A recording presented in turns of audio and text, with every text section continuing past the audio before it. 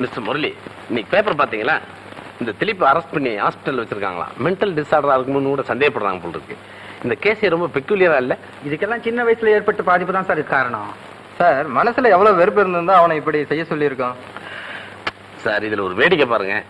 ஒவ்வொரு மர்டர் பண்றது, ஒவ்வொரு மர்டருக்கு பின்னாடி என் பாடியை கொண்டு வர்றது, இந்த பங்களாவில் இருக்க கார்டன்லயே புதைக்கிறது, அதுக்கு மேல ஒரு ரோஜா செடி வைக்கிறது. காலையில எந்திரிச்சு அந்த கார்டனர்ல அவனு இதுல சம்மந்தப்பட்டிருக்கான். அந்த ரோஸ் ஃபிளவர் எடுத்து கோட்ல வச்சுட்டு போயிடுறது. ரொம்ப இன்ட்ரெஸ்டிங்கா இருக்கு கேட்கறதுக்கு. ஆனா ஒண்ணு மட்டும் சொல்லுவேன் சார், இந்த மாதிரி குத்தங்களுக்கு திலீப் மட்டும் காரணம்னு சொல்ல மாட்டேன். இதுக்கு இந்த சொசைட்டியும் ஒரு காரணம் தான். Ignorance of law can never be excused.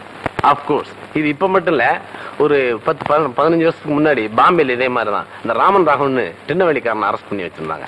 அவன் இதே மாதிரிதான். பட் அவனுக்கு மென்டலி சின்ன பிள்ளையில ஏற்பட்ட ஒரு பாதிப்பு தான் காரணமா இருந்தது. அப்கோர்ஸ் சூழ்நிலை காரணமா செஞ்ச குற்றமா இருந்தா கூட குற்றம் தான். இதை நம்ம மறுக்க முடியுமா? சரி, இப்ப அவர் கூட நீங்க எதையும் பேச முடியாது. ஏன்னா நாம பேசுற எதையும் புரிஞ்சக்கூடிய நிலைமையில அவர் இல்லை. எல்லாத்தையும் கடந்த நிலைமையில இருக்கார். வாங்க பார்க்கலாம். மிஸ்டர் திலீப், மிஸ்டர் திலீப், வாங்க வாங்க.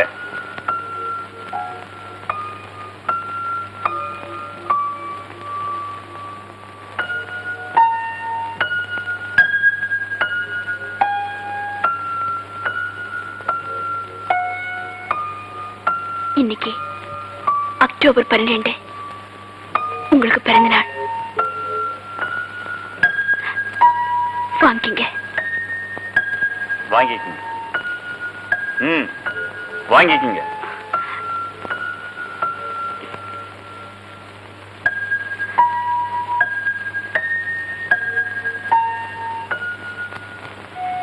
வரேன். மிஸ்டர் திலீப், போறேன்னு சொல்லிட்டு போங்க. நீங்க வந்துட்டு போற இடம் ஜெயில். வருவேன் என்னோட அடுத்த பர்த்டேக்கு.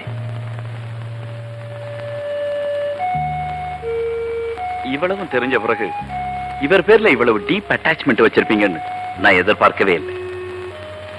எக்ஸ்கியூஸ் மீ, நீங்க ஏன் உங்க மனசை மாத்திக்க கூடாது? ஐ மீன் வேற ஒரு முடிவுக்கு வரலாமே.